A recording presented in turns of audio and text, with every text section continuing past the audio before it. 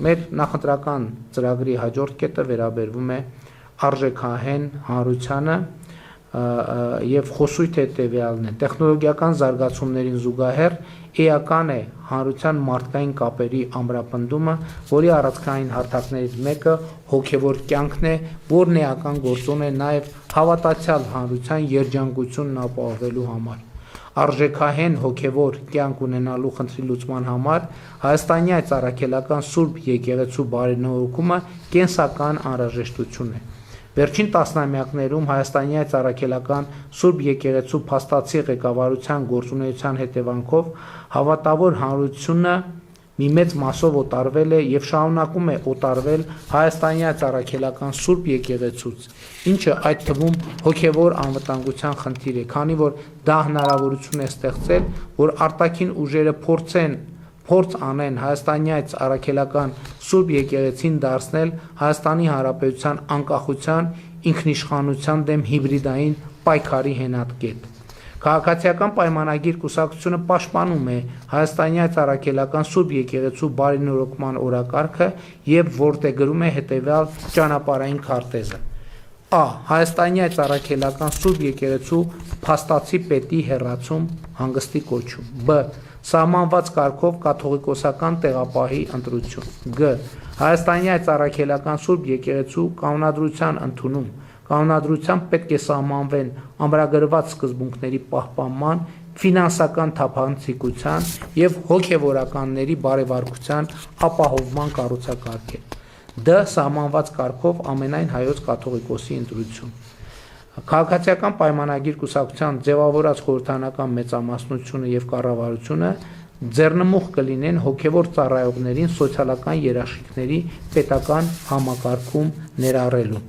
Միևնույն ժամանակ քաղաքացիական պայմանագիր կուսակցությունը հարգում է բոլոր քաղաքացիների դավանանքի եւ կրոնական համոզմունքների ազատությունը ու վերահաստատում, որ Հայաստանի Հանրապետությունն աշխարհիկ պետություն է, որտեղ սահմանադրության համաձայն կրոնական կազմակերպությունները անջատ են պետությունից։ Հայաստանի առաքելական Սուրբ եկեղեցու բարենորոգման օրակարգը ծառայում է եկեղեցին քաղաքականությունից դուրս բերելու միջոցով Հայաստանի Հանրապետության սահմանադրական կարգի լիարժեք վերականգնմանը։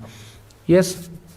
ուզում եմ մեկնաբանել նաև այս խոսույթը, որի մասին մենք նախորդող շրջանում շատ ենք խոսել, ընդհանրապես շատ խոսվում է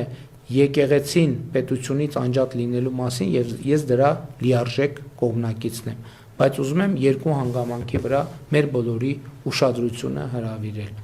Եկեղեցուն անջատ է պետությունից, բայց եկեղեցին չի կարող դուրս լինել պետությունից եւ ավելին, եկեղեցին չի կարող պետություն լինել պետության մեջ։ Եվ երկրորդը, շատ է խոսվում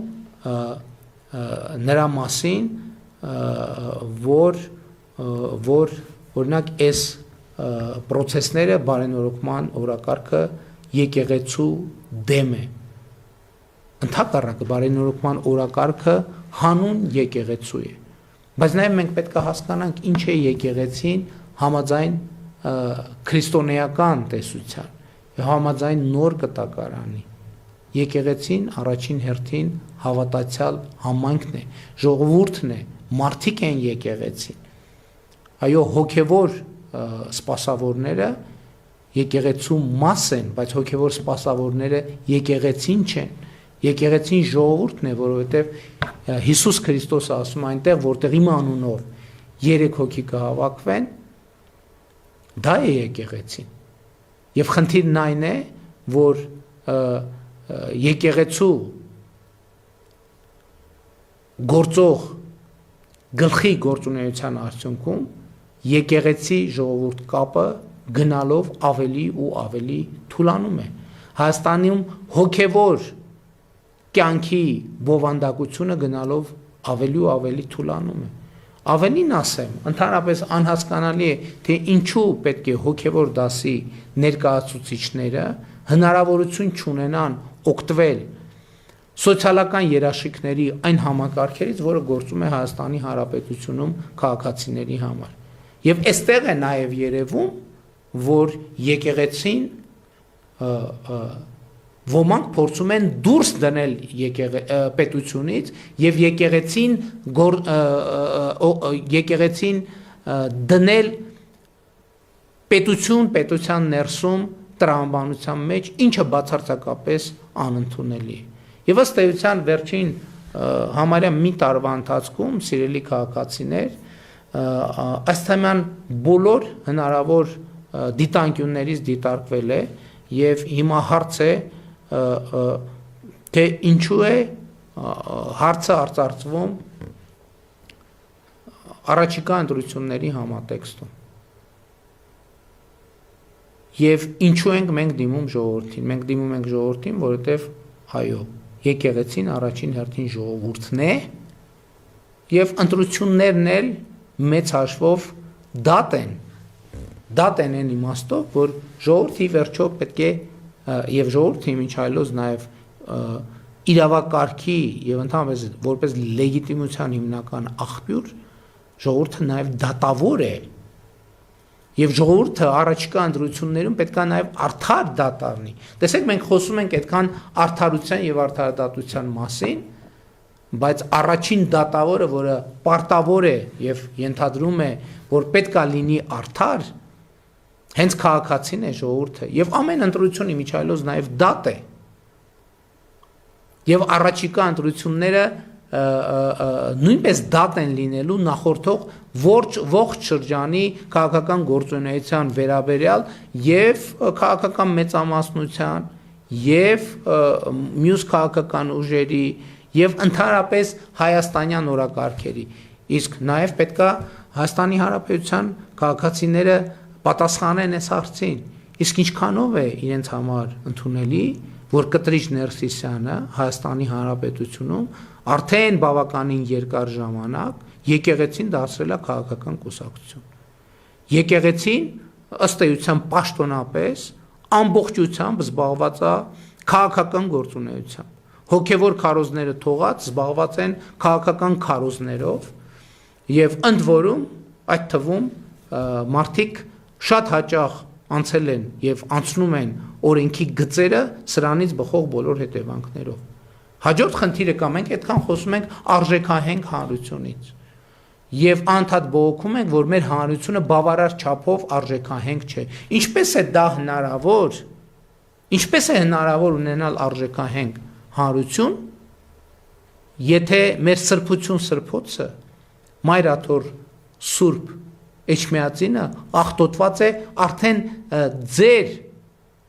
ախտահարված է ձեզ բոլորիդ հայտնի հանգամանքներով։ Ինչպես է դա հնարավոր։ Ինչպես է հնարավոր ախտահարված սրբոցի պայմաններում ունենալ արժեքահենք հանրություն։ Ես դա չեմ պատկերացնում։ Եվ կարծում եմ, որ այո, այս ընտրություններում Հայաստանի Հանրապետության ժողովուրդը պետք է նաև այս դատը լուծի, այս հարցը լուծի։ Եվ իմիջայլոց շատ սիմվոլիկ եւ կարեւոր եմ համարում, ես մի քանի անգամ այդ մասին խոսել եմ եւ նաեւ կա այսպիսի մի արտահայտություն, որ ձայն բազմած ձայն Աստծու։ Այստեղ ժողովրդի միջոցով պետքա արտահայտվի Աստծո ձայնը համաձայն 25-րդ Սաղմոսի, որում ասվում է. Դա տարա ինձ Տեր, քանզի ամբասիր ընթացա, հույսս դրի Տիրոջ վրա, որ չլինեմ տկար։ Փորձիր ինձ Տեր եւ քննիր ինձ, փորձիր երիկամներս եւ սիրտս։ Ողորմությունդ Տեր աչքիս առջև է եւ ճշմարտությունդ հաճելի է ինձ։ Ունայնամիտների աթոռին ես չեմ նստի եւ անօրենների մոտ ես չեմ գնա։ Չարագործների ամբոխը ես ատեցի եւ ամբարիշների կողքին չեմ բազմի։ Այդ սրբությամբ կլվամ ձեռքերն իմ եւ սեղանից շուրջը կնստեմ։ Տեր, թող լսեմ քո օրհնության ձայնը եւ պատմեմ քո բոլոր հրաշալիքները։ Տեր, սիրեցի քո տան վայելչությունը եւ քո փառքի բնակության վայրը։ Մի կործանիր ինձ ամբարիշների հետ եւ ոչ էլ կյանքս արյունահեղների հետ, որոնց ձեռքերն անօրինության մեջ են եւ աչքը նրանց լի է կաշառքով։ Ես ամբասիր ընթացա։ Փրկիր ինձ Տեր եւ ողորմիր ինձ, ոտքն իմ ուղիղ ճանապարհների վրա թող լինի, մեծ հավաքներում քեզ պիտի օրհնեմ։ Եվ հետևաբար, այո, այս ընտրություններում ժողովրդի ձայնի միջոցով պետք է արտահայտվի նաև Աստծո ձայնը։ Իմիջայլոց ես ուզում եմ մի այսպիսի հանգամանք նշել, որը կապված է հայաստանյանց առաքելական Սուրբ եկեղեցու գործունեության հետ, համաշխարհային գործունեության հետ եւ նաեւ Սփյուռքի կառույցների գործունեության հետ եւ մի խնդրի մասին խոսել, իհարկե Սփյուռքի հետ կապված հետագա հատվածներում նորից կխոսեմ, կանրադառնամ, ընդհանրապես կա ընկալում եւ եղել է ընկալում, որ հայաստանյաց առաքելական Սուրբ եկեղեցին իր աշխարհասփյուռ թեմերով ներկայացնում է կամ այսպես ասած առաջ է մղում Հայաստանի եւ հայ ժողովրդի շահերը ամբողջ աշխարհում եւ այսպես խոսվում է նաեւ խոսվել է Սփյուռքի մի շարք կառույցների մասին եւ սա նորմալ տրամաբանություն է եւ այս տրամաբանությունը ես ընդունում եմ, բայց մենք ուշադիր պետք է լինենք, որ հանկարծ հակառակը չլինի եւ վախենամ,